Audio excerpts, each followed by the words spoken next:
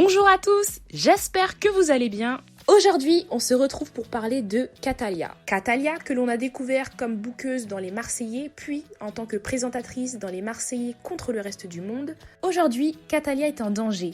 En effet, la jeune femme a découvert récemment qu'un psychopathe était obsédé par elle. Il la suivait partout où elle allait, de quoi bien faire flipper. Je vous laisse avec les explications choquantes de Katalia. Avant ça, n'hésitez pas à vous abonner et à liker la vidéo. Bon visionnage!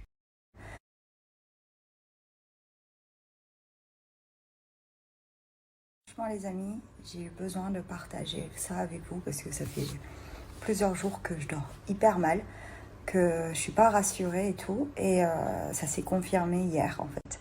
Un peu comme une story time. En fait ça a commencé déjà depuis début mars où j'ai reçu un message hyper suspect de quelqu'un qui me disait qu'il avait un projet de tournage pour moi, etc. Et il voulait me parler au téléphone et moi je suis hyper suspicieuse, donc à l'époque déjà je lui ai demandé comment il avait eu mon numéro, qui lui avait donné mon contact. Il m'a dit un certain nom, mais il ne s'est jamais présenté. Du coup, je n'ai pas pris ça au sérieux et je n'ai jamais répondu. À partir de là, l'harcèlement téléphonique a commencé. J'ai constamment des numéros suspects. En fait, c'est même pas des numéros cachés, mais des numéros suspects qui m'appelaient la nuit. Dès que je décrochais, la personne au bout du fil respirait dans le combiné, comme dans les films. Soit prétendre à vouloir parler à quelqu'un et je disais non, cette personne n'est pas là, oh pardon. Soit me demander directement comment j'allais. Et dès que je demandais qui c'est, et bah raccrocher. Là, je pensais pas que cette personne était sur place. Je me suis dit, je me fais harceler encore une fois parce que j'ai une harceleuse qui m'harcèle depuis 2 ans en Europe sur mes réseaux. Et donc, je pensais que c'était encore un taré, en fait. Cette fois, un mec qui faisait ça. Et ça s'est intensifié ces derniers jours, ces dernières semaines, parce que je commençais à entendre les scooters s'arrêter devant chez moi la nuit. Ok, j'ai toujours pas fait le lien. Les pneus de mon scooter a été percés 2 fois de suite dans la même semaine. Des choses qui disparaissaient. Une chaussure, une serviette, des trucs comme ça. Évidemment, toutes les choses qui disparaissaient, c'était en dehors de la maison, pas dans ma maison, mais dans l'enceinte de la propriété, on va dire. Et là, je suis pas bien, je dors pas. Surtout que mon copain est en déplacement et la nuit, constamment, j'entends des bruits autour de chez moi.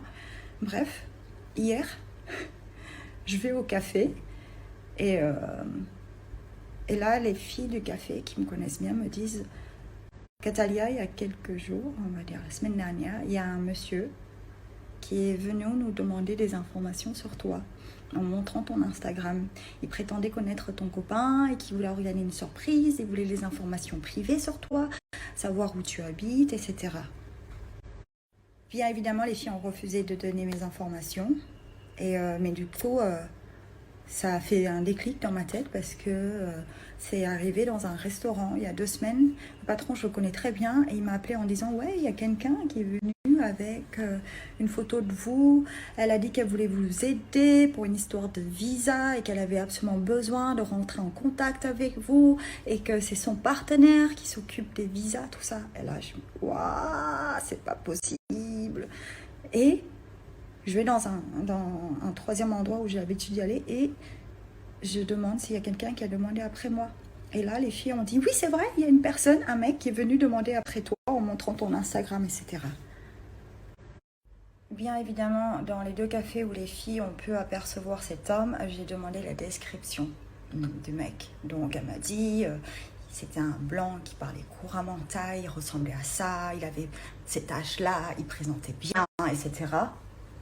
Ok, et c'est pas, vous allez pas me croire. Je vais dans un endroit où j'ai l'habitude de manger après avoir vu les filles du café.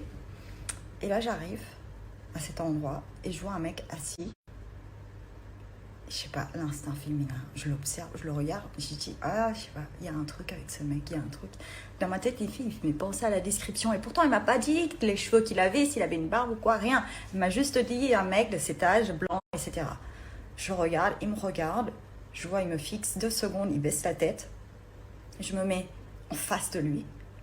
Et là, je le vois faire comme si il répondait. Je le vois faire comme s'il répondait au téléphone en tournant le téléphone vers moi. Et là, je me lève direct et je fais style, je prends mon téléphone et je fais le tour du resto pour prendre des photos du resto.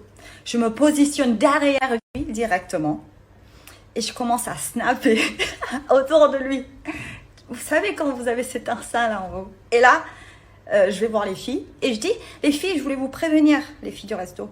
Il y a un psychopathe qui me suit et qui me traque, qui me stocke. S'il y a quelqu'un qui demande des informations, ne lui donnez pas, d'accord? Parce que c'est un psychopathe et moi, je vais prévenir la police, etc. Et là, je le vois, il se retourne, il écoute. Je fais le tour du resto et là, je commence à snapper tous les plaques d'immatriculation. De loin, j'arrive à le prendre en photo. On peut voir, on fait très bien sa tête. Et dès que j'ai tout ça, je me suis repositionnée derrière lui. Je me pose derrière lui et dans ma tête, je me dis, vas-y, j'appelle sur le numéro de WhatsApp. Si c'est lui, c'est grillé. Je sais pas, ça m'a bloqué. Je dis, je vais pas le faire. Je reste vite fait derrière lui. J'essaye de voir ce qu'il fait sur son téléphone.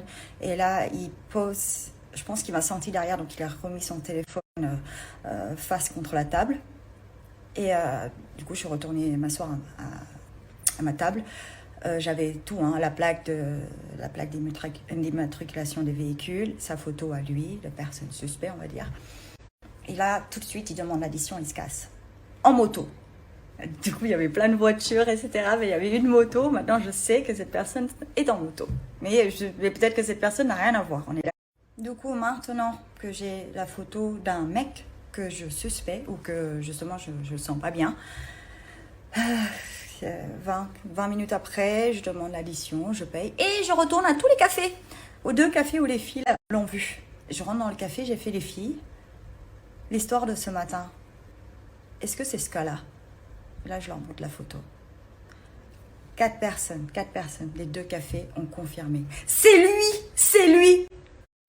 Donc là, en gros, mec, j'ai 2 endroits, 2 établissements qui comprend 4 personnes qui a reconnu ta tête, qui confirme que c'est bien toi qui as demandé des informations sur moi. J'ai ta plaque d'immatriculation, j'ai ton numéro de téléphone. Et comme mon père a constaté, il était en tongs, d'accord? Et il allait en moto, ça veut dire qu'il habite dans les alentours. Et demain, je vais à la police et je vais tout leur donner. Croyez-moi les amis, j'étais pas bien, j'étais hyper inquiète. Là, ça va beaucoup mieux parce que je vais pas lâcher l'affaire. J'ai trop d'informations sur ce gars pour le laisser tranquille. Et je vais lui faire comprendre qu'est-ce que c'est de faire ce genre de choses. Et c'est illégal. Et je vais me battre. Les amis, croyez-moi, j'ai vraiment envie de l'afficher sur les réseaux, sa tête, sa plaque, son numéro, tout. Mais comme je vais voir la police demain, ça pourrait tout faire capoter. On attend de lui faire son affaire à lui et après on va l'afficher.